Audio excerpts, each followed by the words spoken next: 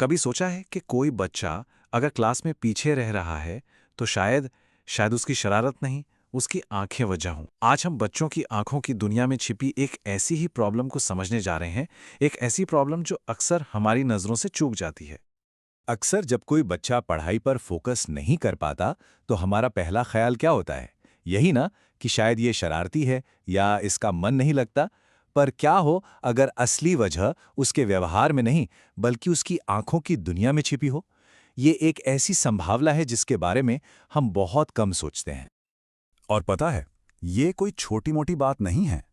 अगर हम दुनिया भर के आंकड़े देखें, तो बच्चों में नज़र की कमजोरी का सबसे बड़ा कारण यही रिफ्रैक्टिव एरर्स हैं, यानी कि आंखों का पावर।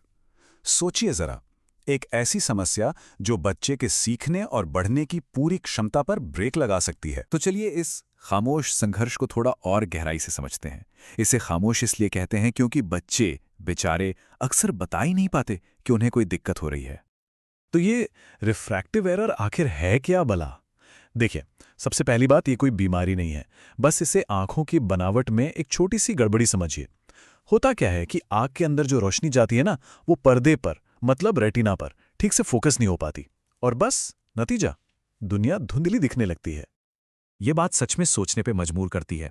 एक बच्चा शिकायत करेगा भी कैसे जब उसे पता ही नहीं कि साफ दिखना असल में होता कैसा है। उसके लिए तो वो धुंधली दुनिया ही नॉर्मल है ना। पर अच्छी खबर यह है कि इसके सुराग हमारी आंखों के ठीक सामने होते हैं। हमें बस उन्हें पहचानना सीखना होगा। तो क्या है वो इशारे जो बताते हैं कि बच्चे की नज़र में कोई दिक्कत हो सकती है?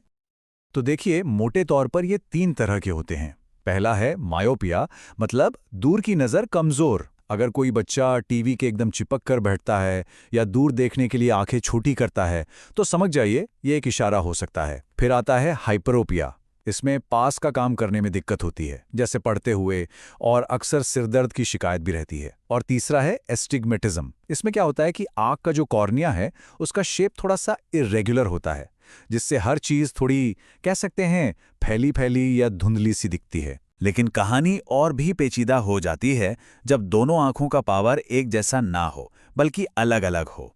मेडिकल भाषा में इसे एनिसोमेट्रोपिया कहते हैं, और ये एक बहुत बड़ी मुश्किल की जड़ बन सकता है। और वो मुश्किल है एम्ब्लियोपिया, जिसे हम आम भाषा में लेजी आई भी कहते हैं। इसमें होता यह है कि दिमाग एक आंख से आ रहे धुंधले सिग्नल को धीरे धीरे नज़रअंदाज करना शुरू कर देता है, और नतीजा, वो आंख देखना सीख ही नहीं पाती और उसकी नज़र का विकास हमेशा के लिए थम सा जाता है। और यहीं पे सबसे ज़रूरी बात सामने आती है। एम्ब्लियोपिया का इलाज बिल्कुल मुमकिन है, लेकिन सिर्फ एक खास उम्र तक। बचपन में हमारी नज़र के विकास का एक क्रिटिकल पीरियड होता है। अगर वो समय हाथ से निकल गया तो बाद में कितना भी अच्छा चश्मा लगा लें, गई हुई नज़र पूरी तरह वापस नहीं आ पाती। इसीलिए इसे जल्दी पकड़ना इतना इतना ज़रूरी है। तो सवाल उठता है कि इसका पता कैसे लगाया जाए। चलिए देखते हैं कि डॉक्टर इसे कैसे डायग्नोस करते हैं। देखिए, एक अच्छी आंखों की जांच में कई स्टेप्स होते हैं। सबसे पहले तो चार्ट पढ़वाकर देखा जाता है कि बच्चा कितना देख पा रहा है। फिर कुछ मशीनों से आंखों का पावर चेक होता है।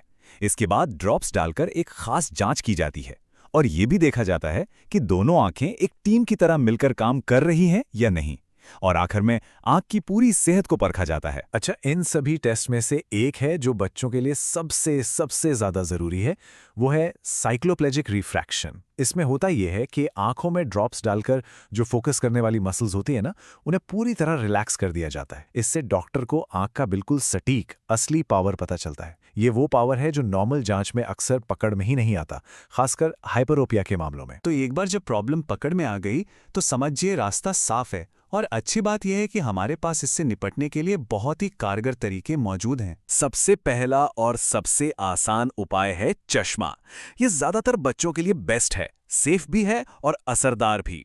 जो बच्चे थोड़े बड़े हैं या स्पोर्ट्स वगैरह में ज्यादा एक्टिव हैं, उनके लिए कॉन्टैक्ट लेंस भी एक अच्छा ऑप्शन हो सकता है। लेकिन अगर बात लेजी आई तक पहुंच गई है, तो सिर्फ चश्मा काफी नहीं होता। तब अच्छी वाली आंख पर पैच लगाया जाता है, ताकि दिमाग को मजबूरन लेजी आंख से काम लेना पड़े। कभी कभी खास आई ड्रॉप्स का भी इस्तेमाल होता है।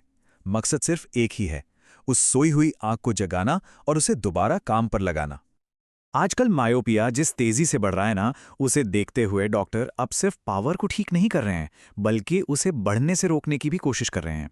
इसके लिए खास तरह की ड्रॉप्स, स्पेशल कॉन्टैक्ट लेंस और चश्मे भी आ गए हैं। और हाँ, एक सबसे ज़रूरी बात जो रिसर्च में सामने आई है, रोज़ कम से कम 2 घंटे बाहर खुली धूप में खेलना मायोपिया को रोकने में जादू की तरह काम कर सकता है। और आखिर में एक सवाल जो हम सबको खुद से पूछना चाहिए। आज की इस मॉडर्न दुनिया में जहां स्क्रीन टाइम तो हमारी जिंदगी का एक हिस्सा बन ही चुका है, क्या हम अपने बच्चों को वो ग्रीन टाइम, मतलब बाहर खेलने का वक्त दे पा रहे हैं जो उनकी आंखों की सेहत के लिए इतना जरूरी है? शायद यही वो बैलेंस है जिसे ढूंढना आज हमारी सबसे बड़ी जिम्मेदारी है।